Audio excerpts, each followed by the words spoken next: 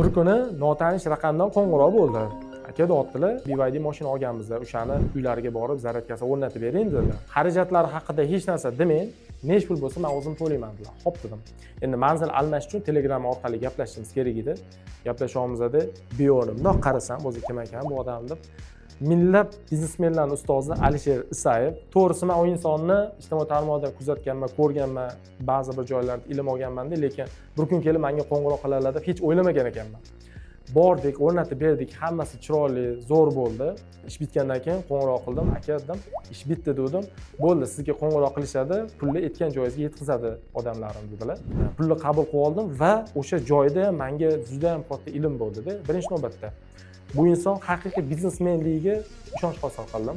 Ikkinchi navbatda biznesmenlarning ustozi bo'lishga loyiq insonligiga ishonch hosil qildim. Chunki bu inson vaqtini qadrlayaptilar-da. Bitta qo'ng'iroqda ishlarni bitiryaptilar. Bozordan arzonni qidirmayaptilar, arzon ostidan qidirmayaptilar. Ishni maksimal arzonga bitirishga harakat qilmayaptilar-da, sifatli bitirishga harakat qilyaptilar va o'zlarining vaqtlarini kerak joyga taqsimlay olyaptilar. Uchinchi navbatda bularning samimiyatiga men vaqt berishga ketdim, chunki ularni yosh yigit deb o'yladim.